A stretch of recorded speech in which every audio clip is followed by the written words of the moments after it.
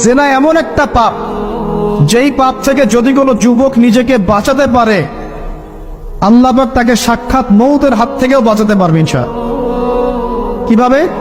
3 বন্ধু যাচ্ছে রাস্তা দিয়ে, হঠাৎ করে ঝড়, বন্ধু 3 জন ঢুকে গেল গুহার মধ্যে। কিসের মধ্যে? গুহায়, যে পাহাড়ি এলাকায় আপনারা থাকেন যারা, গুহার মধ্যে।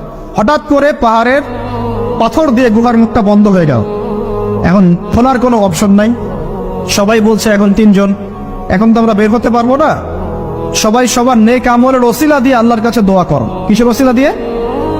নেক আমলের ওসিলা দিয়ে দোয়া করতে হয়। হাদিস। এই ছেলে বলছে, যুবক ছেলে, আল্লাহ, আমার একজন চাচাতো বোন ছিল। কে ছিল? এই যে বয়ফ্রেন্ড গার্লফ্রেন্ড, খালাতো বোন, চাচাতো বোন। এখন তো পিচ্ছিরি অবস্থা। এখন এমন একটা অবস্থা, পশ্চিমা সভ্যতার রিপোর্টগুলো পড়ে দেখি, ভাইও বোনের সাথে জেনা করে। নাউজুবিল্লাহ। ওদের ওখানে নিজের আপন পিতার দ্বারাও মেয়ে সেক্সুয়াল হ্যারাসমেন্টের শিকার হয়। ওরা আমাদেরকে শেখায় এখন ভালো কোনটা মন্দ কোন। আর আমরা আমাদের মাথাটা কবে যে বিক্রি করে দিলাম, ওদের কাছ থেকে ভালো মন্দ শিখতে হচ্ছে। কোরআন সুন্নাহ বাদ দিয়ে ওদের কাছ থেকে ভালো মন্দ শিখতে হচ্ছে। তো চাচাতো বোনকে সে খুব ভালোবাসতো, তাকে সে পেতে চাইতো, মানে তার সাথে সেক্সুয়াল সম্পর্ক করতে চাই, সোজা কথা বল।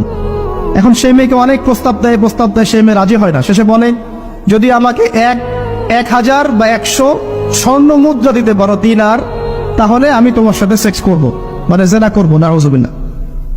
তো সেই ছেলে অনেক কষ্ট করে এই টাকাগুলো বা এই দিনারগুলো অর্জন করে, কামাই করে, দিন রাত পরিশ্রম করে, ঠিক আপনারা যেমন করছে না। তো এরপর সে তার স্বর্ণ মুদ্রা দেয়, দিয়ে বলে যে এখন আমাকে আমার কাজ করতে দাও। তখন সেই মেয়ে রাজি হয়।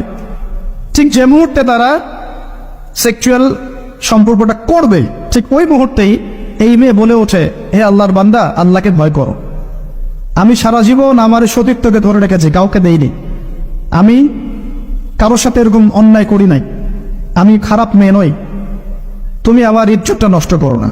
কে বলছে কথা? মেয়ে। ওই অবস্থা থেকে কি একটা ছেলের উঠে আসা সম্ভব? এটা কি এতটাই সহজ? এটা কিন্তু সহজ না। সত্যি কথা বলতে এই বিষয়টা কিন্তু এতটাও সহজ না।